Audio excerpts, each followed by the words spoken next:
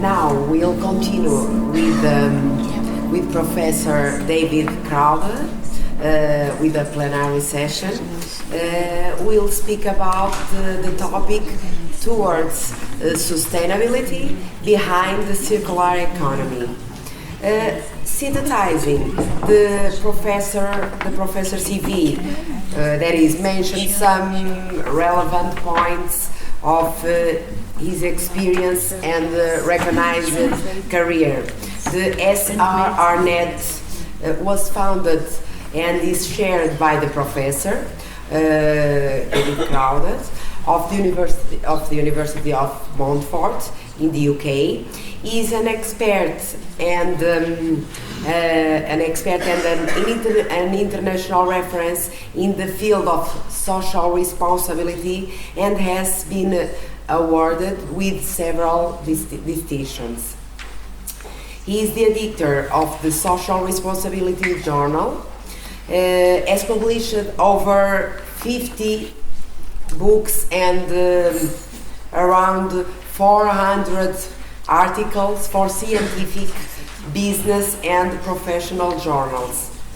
He participates as speakers, as you could listen, at several conferences and seminars, and is a consultant of various government, professional and business organizations. His research focuses on corporate social responsibility and corporate governance. So we will listen to Professor David Crowther from now. Please, Professor.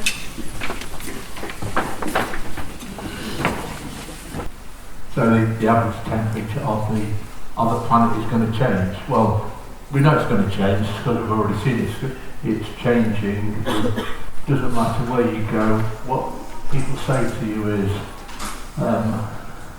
it's different now to what it used to be. In the UK where I live, we used to have deep snow in winter. We used to have roads closed, trains not running because of snow. Well, that doesn't happen anymore. Well, snow happens occasionally, but it doesn't. Nothing like that. I've not seen deep snow for 20 years. Charles will tell you the same kind of story from Iran about how it's changed like that. And we've all seen climate change. We know it's happening. We know it's continuing to happen, and it will continue to have bigger and bigger effects unless we do something about it. So, everybody wants to talk about sustainability. Everybody does talk about sustainability, but it seems to me what they do is talk about it and nothing much else. The impression I get is everybody says, we've got to do something about sustainability.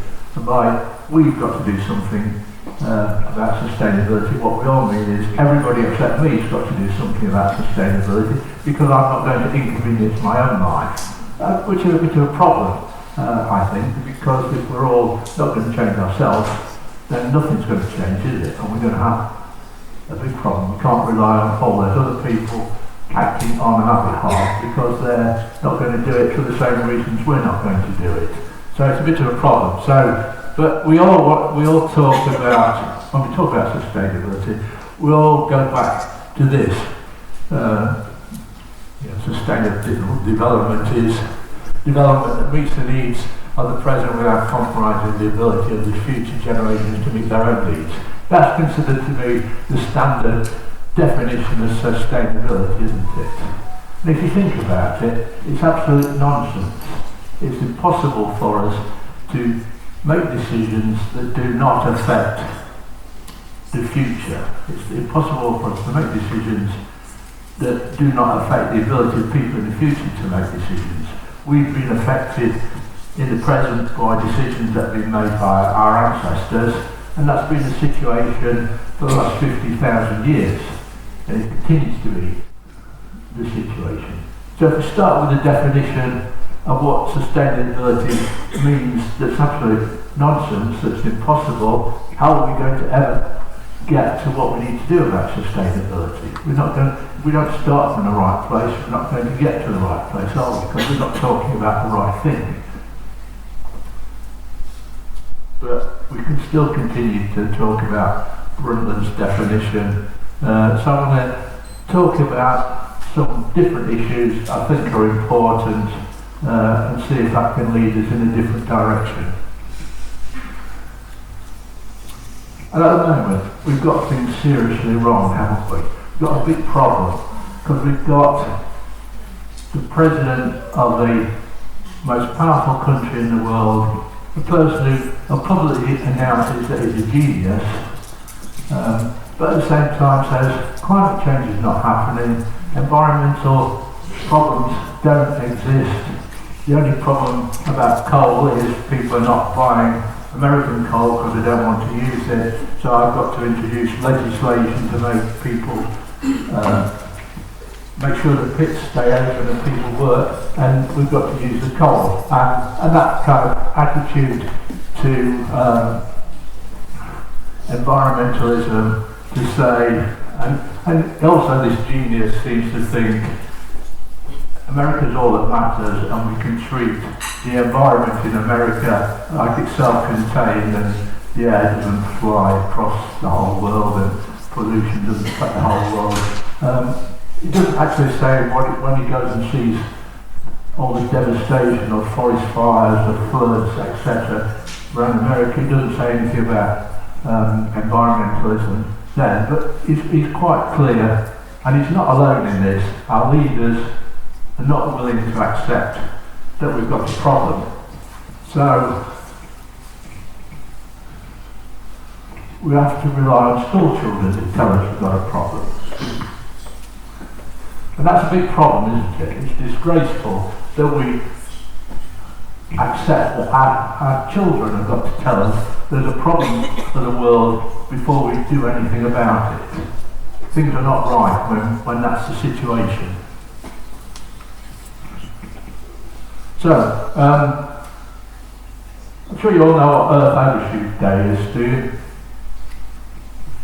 Yeah? No? It's the day calculated when the people of the world, have used all the resources of that year available to us.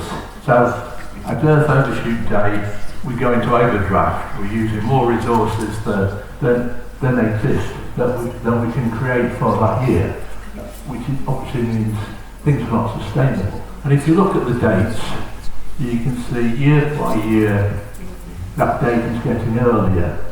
We're not achieving sustainability, we're not even taking steps towards it. We're getting worse all the time. And it probably won't surprise anybody if you subdivide that as to how the different continents are doing and when they reach overshoot day. It's not surprising that North America reaches overshoot day less than a quarter of the way into the year, in the middle of March. In Europe, we do a bit better. We get to just over 4 months of the year before we've used more resources than are available to us. I'm pleased with that one. Yeah, if you can.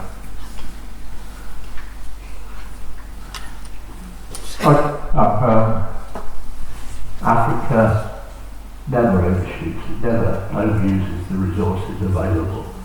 So again, the world is unbalanced, and let's be honest, most of us here are Europeans. We're using a lot more than our share of the overused resources. In other words, we're overusing worse than large parts of the world. Something else that's a bit of a problem when we want to talk about sustainability, isn't it? Okay. Something else nobody much wants to talk about.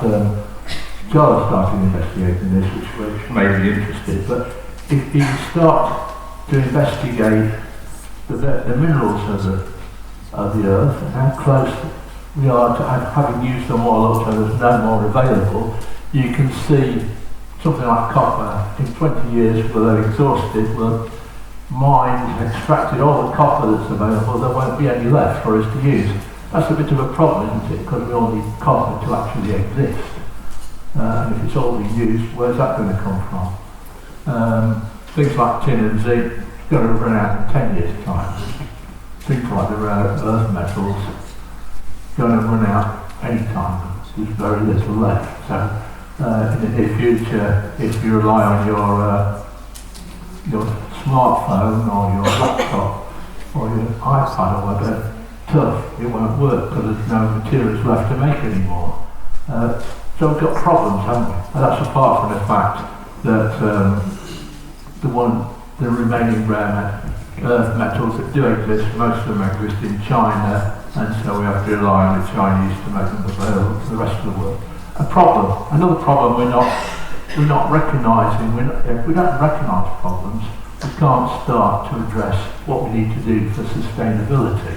So we've got another big problem coming up that people are basically in denial about this and say it's not happening.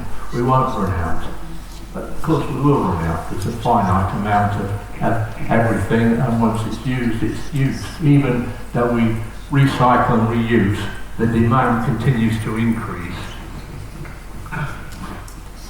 And so we've got a problem that we need to address. So one of the latest things people talk about is the circular economy. The idea that we don't ever waste anything, we minimise our waste, we reuse things, we recycle things, we repurpose things so that we can continue using them forever, and that kind of solves the problem. Again, that's complete nonsense because it's not possible, what is possible is very limited. It only partially addresses some of the problems that we're facing. It doesn't really address the problems we need to address when we talk about sustainability. So, you all know about the circular economy. It's one of the latest buzz things at the moment, how we recycle and reuse and reduce waste and all that kind of stuff. And the idea is that instead of mountains of waste, we reuse these things, we do different things with them. So they're the principles of the circular economy. Basically, don't discard anything, repair it, reuse it, pass it on to somebody else and make different use of it, further use of it, repurpose it, those kind of things. And we all know some efforts that have been made in this respect, don't we?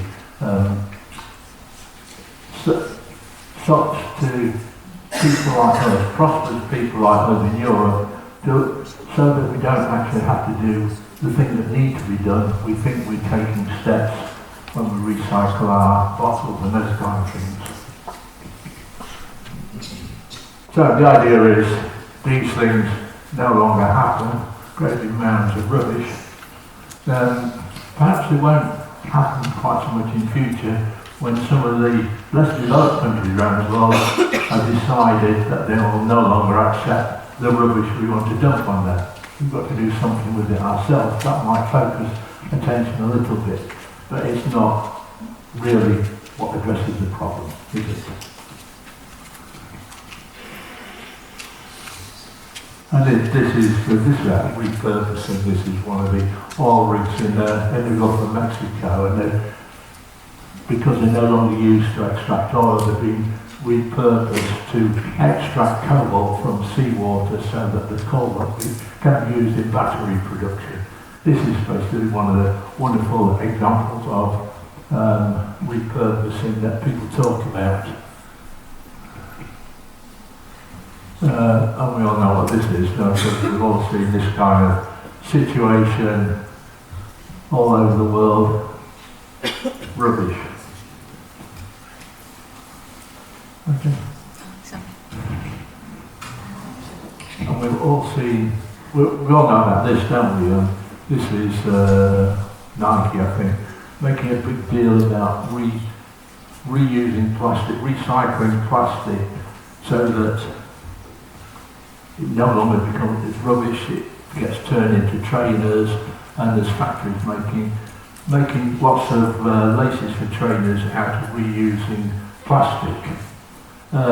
As if this kind of solves the problem for the world. It doesn't solve the problem, does it? It enables us to forget what's really happening, which is that more and more plastic is continuing to be produced. It does not degrade, and reusing it, all we're doing is prolonging the period of time till it appears in our rubbish dumps. But if there's more in the world, there's more that's not going to degrade, there's more that's going to cause a problem in the future that something needs to be done about. And of course we can reuse plastic to make new plastic bottles, which is great, but it's still plastic, isn't it? We just reused it. It's still not, we still use valuable chemicals to turn them into plastic. Once it becomes plastic, there's nothing you can do with it except wait a few thousand years till it stops being plastic. But see, they're all things that people talk about as part of the circular economy, part of our way of addressing our sustainability needs. And if you start to unpick what's really happening and think about the consequences, we're not addressing the problem at all. We're trying to hide the problem and pretend it's not happening. The problem with that is we've been hiding the problem and pretending it's not happening for decades, for generations, and it becomes more and more difficult to hide those problems. So you're in too much of a rush.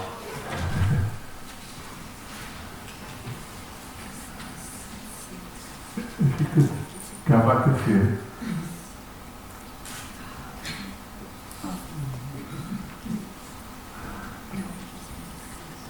Right.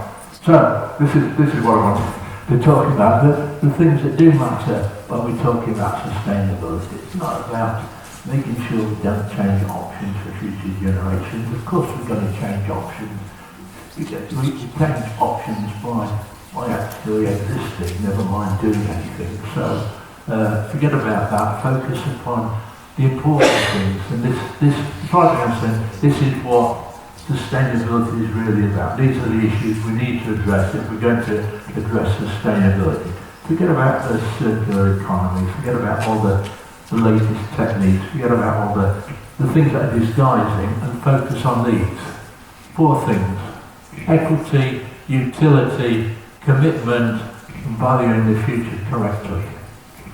We've got discounting there at the bottom as part of valuing the future correctly, but I'm going to talk specifically about that in a paper I'm giving in one of the parallel sessions. So I'm not going to say anything much about that here. If you want to know what I've got to say about that, come and listen to me when I'm presenting in one of the parallel sessions. Don't know when it is at the moment, because I've not looked at the timetable, so I can't give you any more advertisement for my work. So equity. If the world's going to be sustainable, that's the other thing. We cannot have sustainability unless we have sustainability for the world.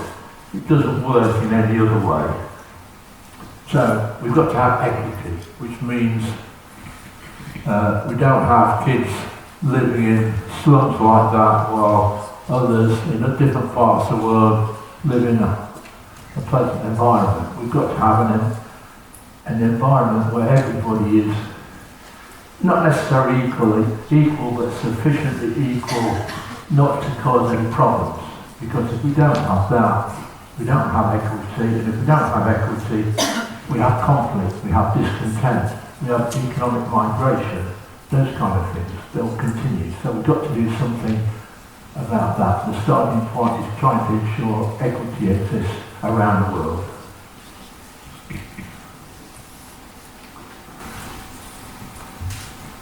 We've got some environments that are similar for people. So we can have nice, busy high streets in London, I think that is, compared to places like that. They're not equal. We're not going to satisfy everybody.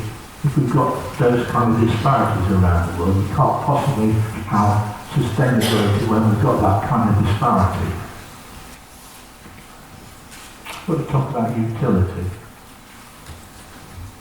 If we're going to run out of copper in not that many years, what are we going to do with copper? Are we going to make copper wire, which we need for various industrial processes, those kind of things? Are we going to make jewellery? Or are we going to make sure we've got enough copper for us to actually survive? Because it's a trace metal that everybody in the world needs to have access to in order to survive. We've got to start making choices about what we do with the resources that do remain. And making those choices, we've got to depend upon achieving equity around the world, otherwise we don't get sustainability. We can't have... That's a problem with the economic system we've got at the moment, isn't it? We can't have the price mechanism, the market mechanism deciding what we do with the remaining minerals that do exist, because what happens in that system is they go to the richest people, which means we don't get the equity we need, which means we don't get sustainability. We've got to make decisions, and I say we, the world has got to make decisions what to do with the resources we've got that achieve what we're trying to achieve in order to get sustainability, which means radical thinking, it means different approaches, it means us focusing on different priorities. We need commitment. We need to get rid of cows, don't we? Why do we need to get rid of cows?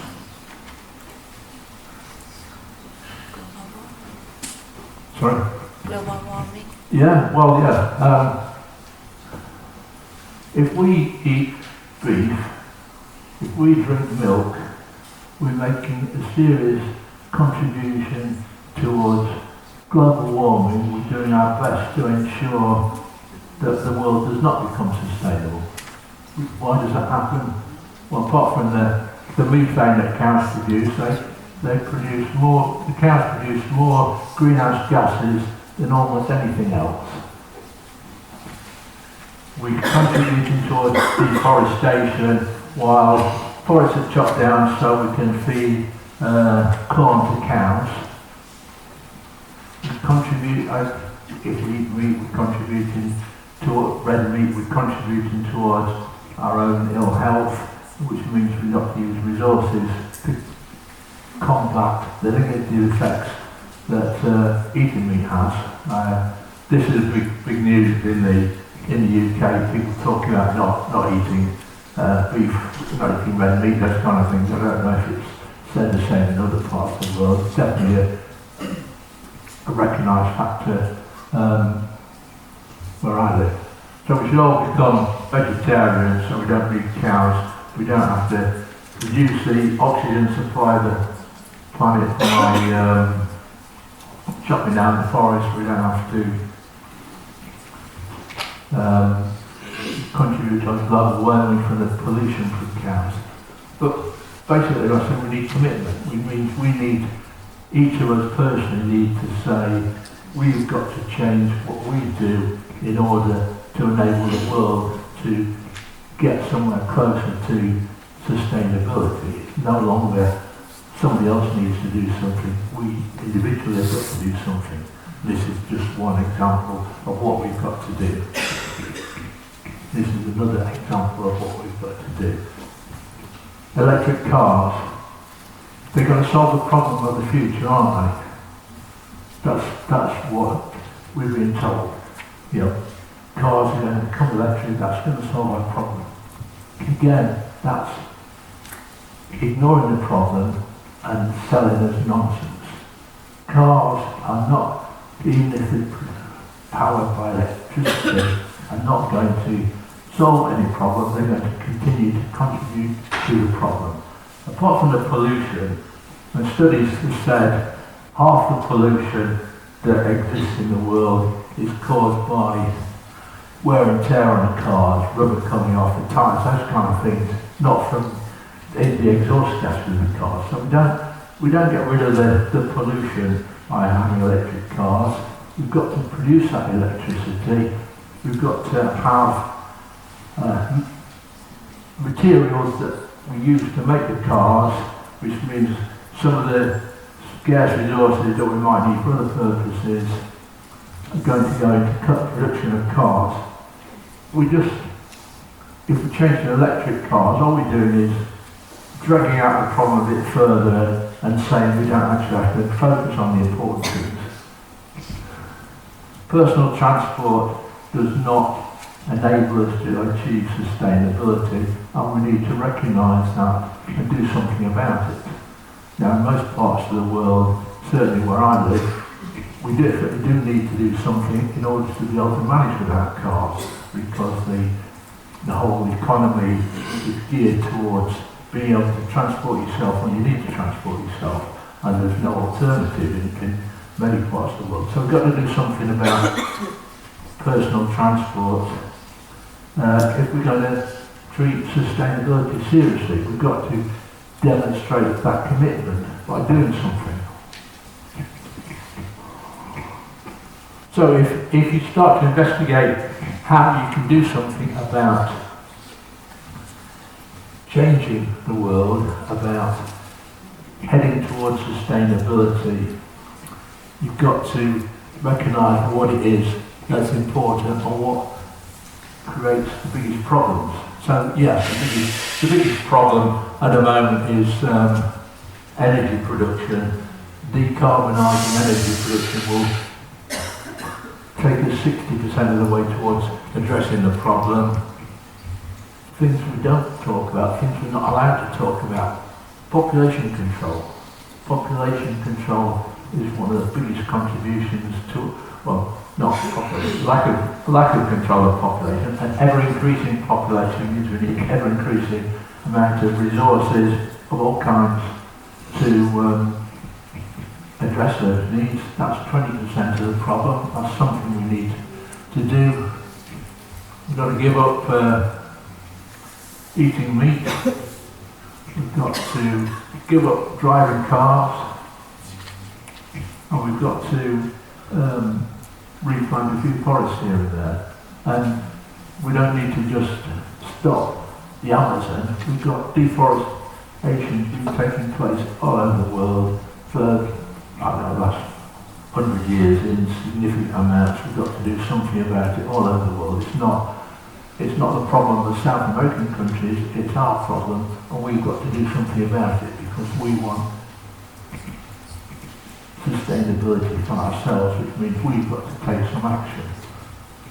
So, if we want to achieve sustainability, if we want to do something about sustainability, we've got to seriously think about what it is we want to achieve.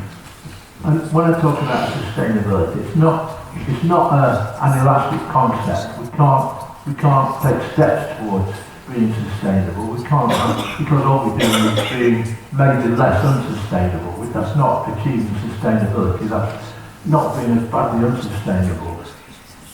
So sustainability is definite. You either achieve it or you don't achieve it. There's no partial achievement. We've got to take serious steps. We've got to recognise what the problems are before we can start to do something about it. And we don't ever talk, and when I say we, I mean the world as a whole never talks about what the real problems are and what we need to do about it. We only talk about little bits that might affect things. We've got to recognise what those problems are, and we've got to take steps towards doing something about it. And we can't rely on school children telling us that we need to do something about it. We've got to pretend we're adults and do something about it with ourselves.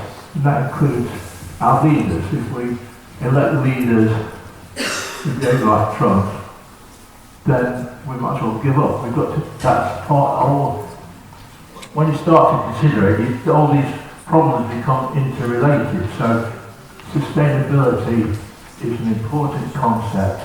It's a crucial concept. But addressing it has got to be done in a way that we're not doing by starting by recognising what those factors are. So, there we are. Those are my ideas about what we need to do about sustainability, what sustainability is really about. So, where are we? Where are we going? If we don't start from the right place, we're not going to get towards the right place. And we've got to recognise where we are before we can take those steps. Thank you.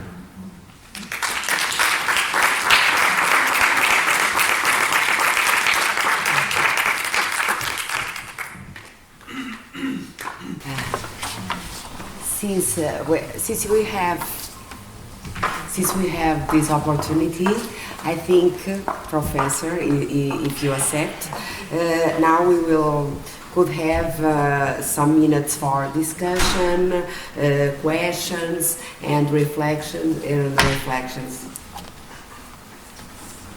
So it's up to all of us. We have the Professor right here.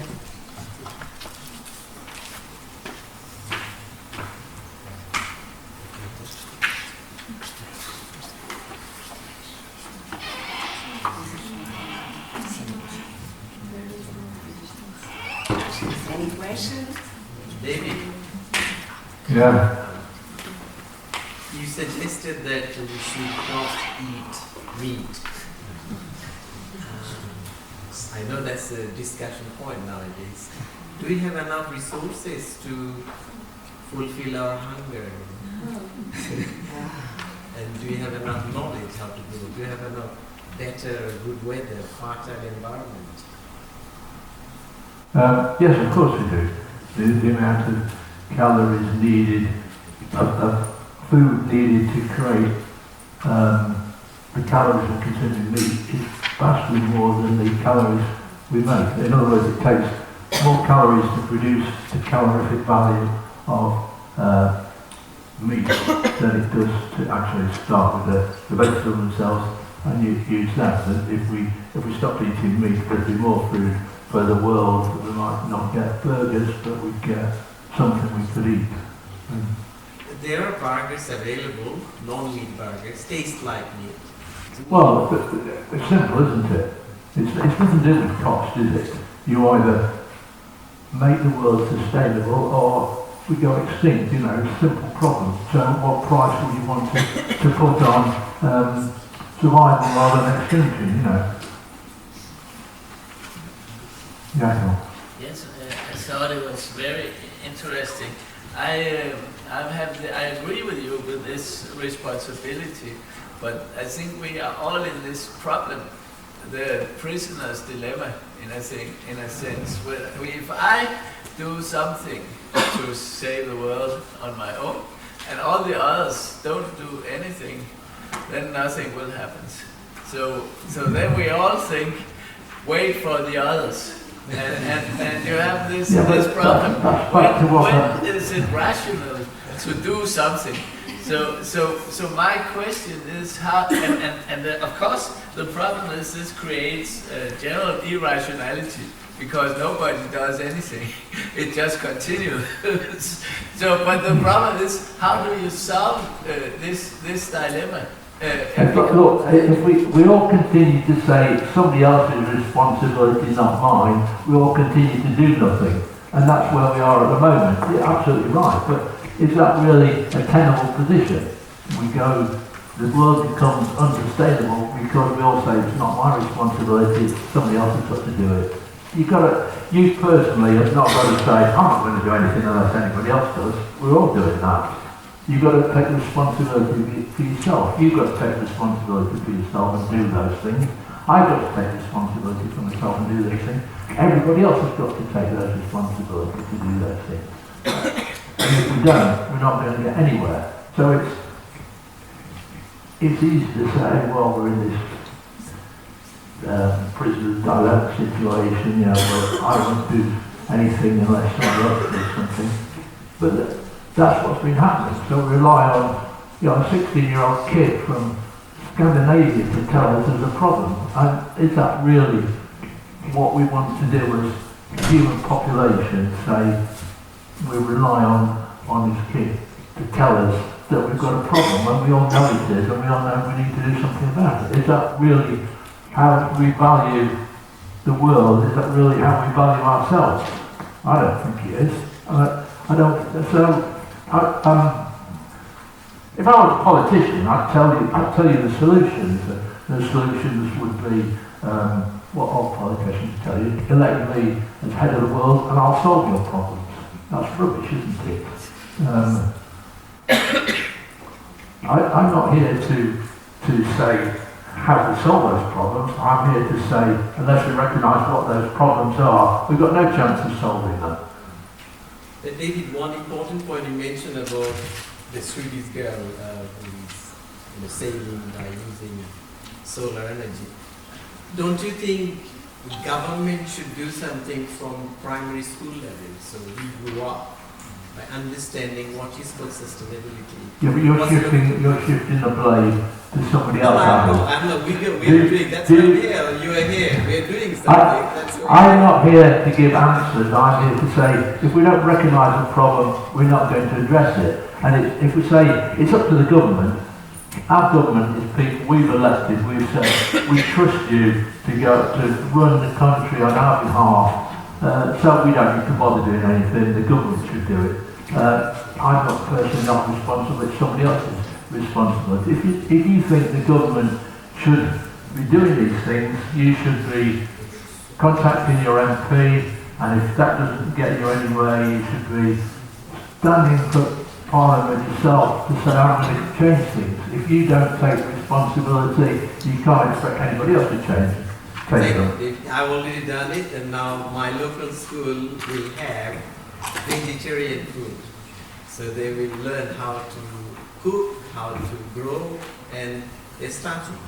So that's what I'm saying, from I think primary school level, if you learn something good, then we keep it forever, I think. Unless it's very difficult to take away the things, the way you habit you grow.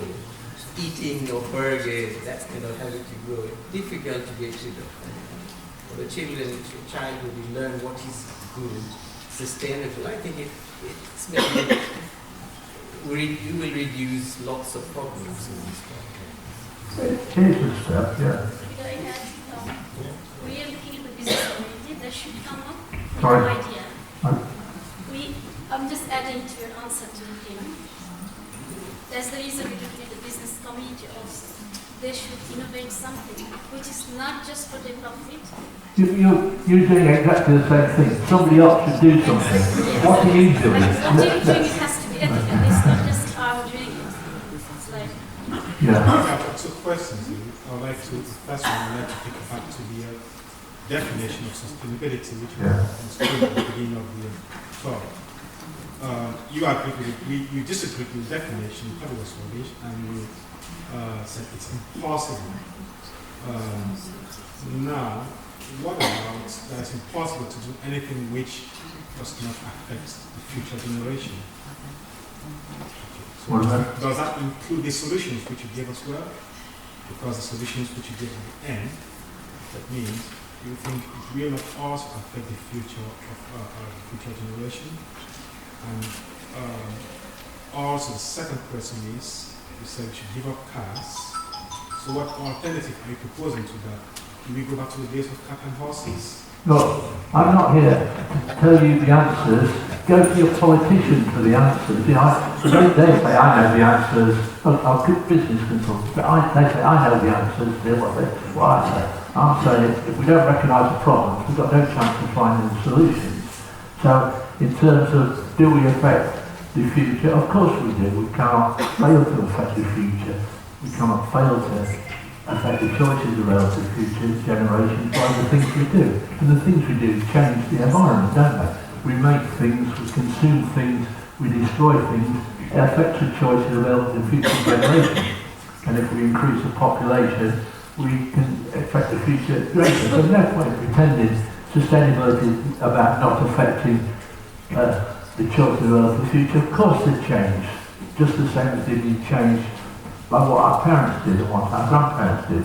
There's no point in talking about that even. We want to talk about what sustainability is really about, which is not about whether you can make the same choices, it's whether you can make any choices, or you're so struggling to try to survive, or future generations are struggling so much to try to survive, they haven't got any choices left to them because we've used all the resources. Now, if you start talking about that, then you can start talking about sustainability. And as for answers, I don't pretend to have answers. I pretend that I would like to claim that I recognise what the problem is more than other people have recognised what the problem is. I've not got the answers. Of course I haven't, because no one person can have the answers. Because if I'm told I should stop using my car, I want to know what option is there for me. Public transport, bicycle, that's all. You've got legs. Yeah, we've all got legs, so use them. You've got to be realistic. There's no point in saying, I can't manage without a car.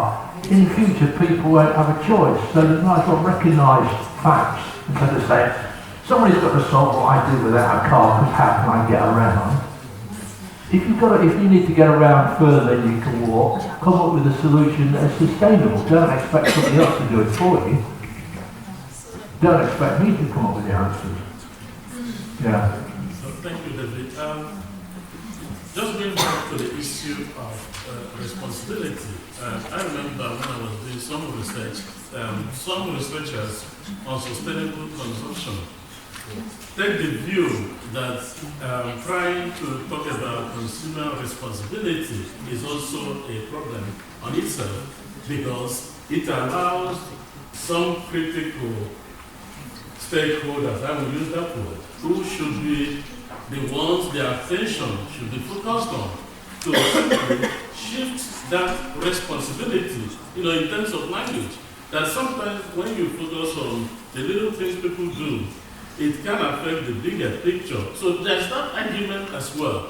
So possibly, when I was looking at all the research, some of them with empirical evidence, my own position should be, maybe we should start, rather than thinking about individual responsibility as such, try to educate people more using the language of co-responsibility and demanding, because you listed some of the problems, some of the solutions.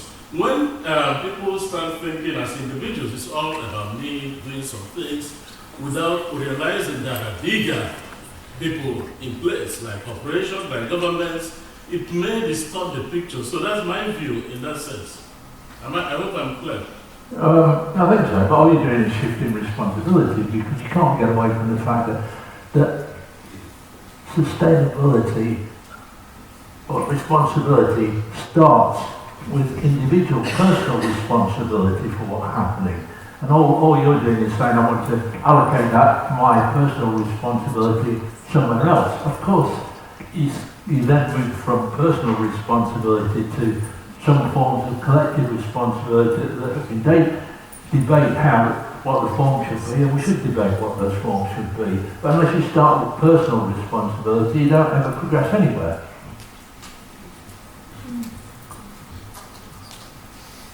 Yeah. Professor, I know you did not touch upon valuation right now, but I would just want to know from you, if we have to measure the impact of any solutions that you mentioned, what is the best alternative to the discounting approach? Come and listen to my paper in the parallel session and I'll tell you my views about that.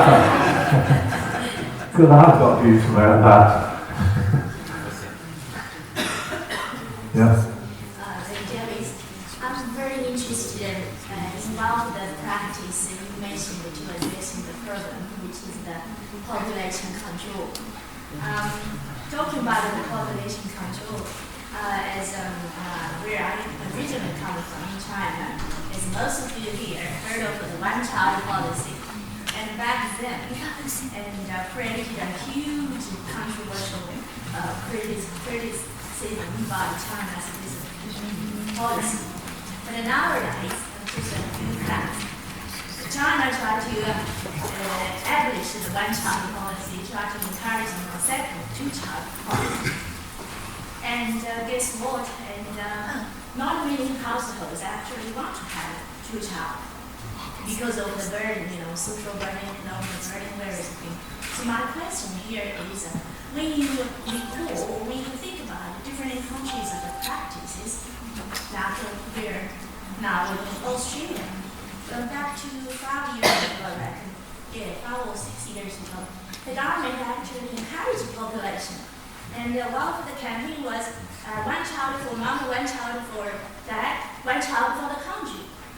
So my question here is, what's your opinion? How do we, from the Earth, from the UN country, how do we tackle or make it equal as one of the principles you define in the sustainability? Be equal, be transparent. When you look at the different countries, the situation, the practices, so what's your opinion? How do we address this part?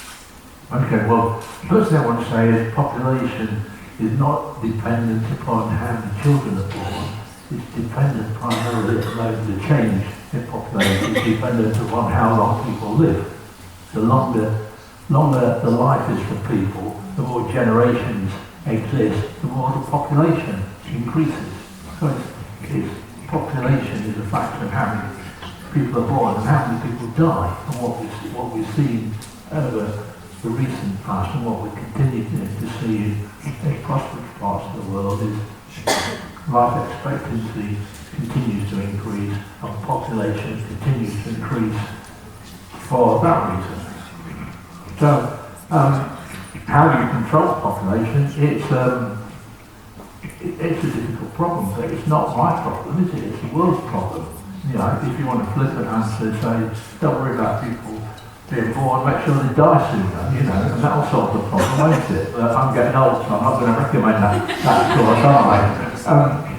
It's a problem that the world needs to solve, isn't it? There's no point. I'm not going to offer the solution.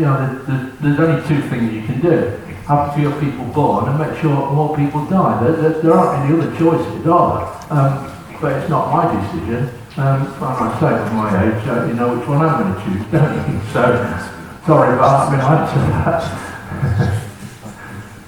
David, I think listening to you and the contribution that is coming through, sustainability seems to be a very complex topic. Yeah. And we are all in together. We have to be responsible, each one of us. But we are in a situation where individuals are very selfish by nature. And in an environment where one group of people don't want to compromise, but then they have to be the schoolmasters and they be telling others, this is what you need to do.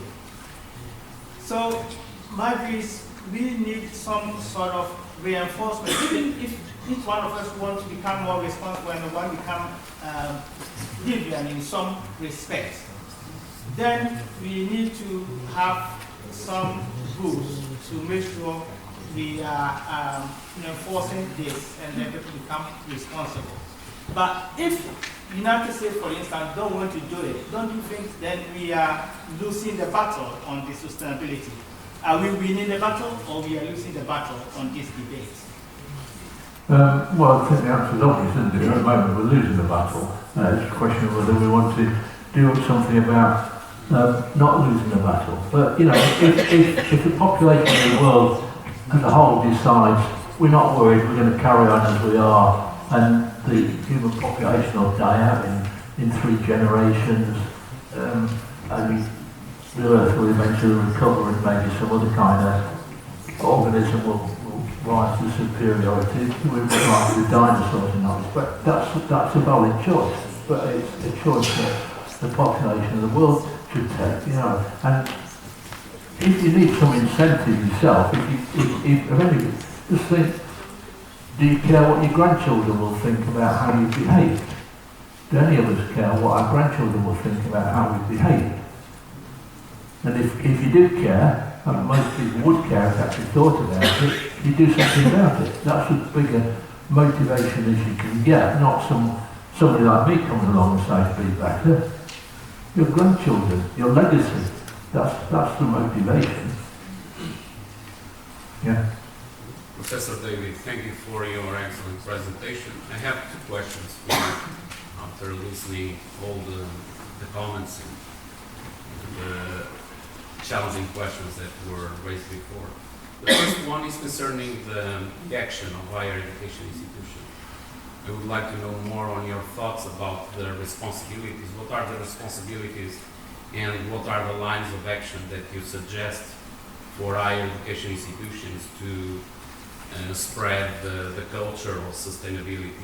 And the second one, perhaps more challenging but more provocative, is don't you think that promoting a society where we could value more well-being, especially the collective one,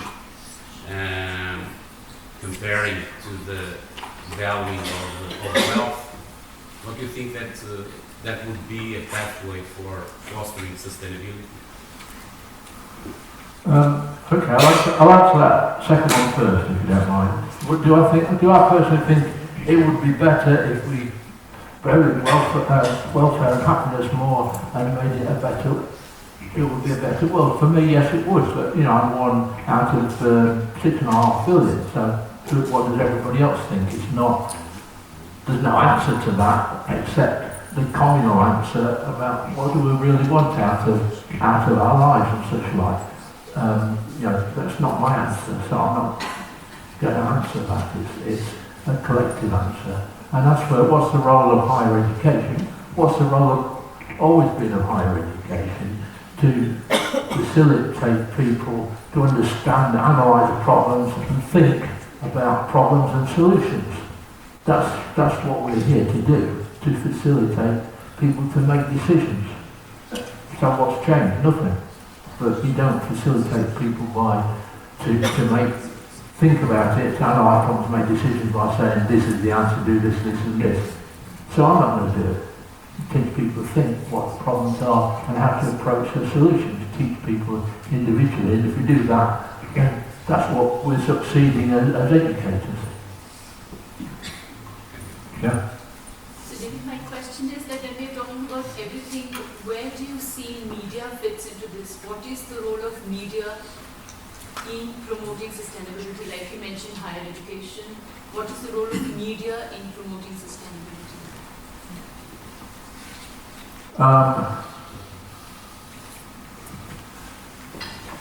The role of media is simply what should be disseminating information to enable people to have more information to make better choices. That's really what it's all about.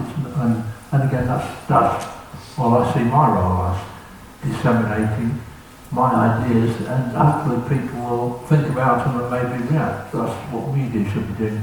It shouldn't be trying to influence opinion, because if you try and influence opinion, what you're saying is my opinion is better than yours, so I'm going to try and make you think like me. I certainly I'm not going to do that. I'm not going to recommend anybody else doing that. So that's it. Media shouldn't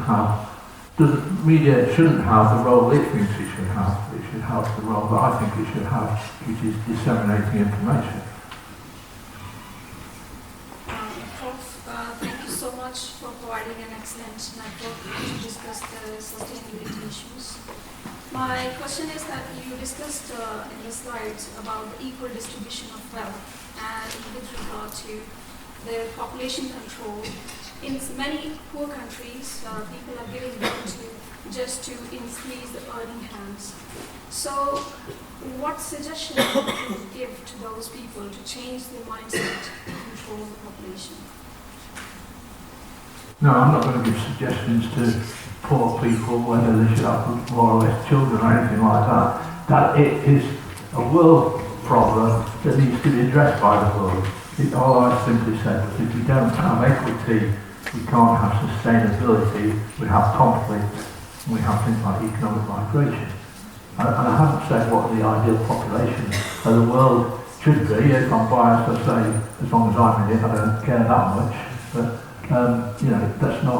that's a world problem, not that the world needs to address. How do we solve the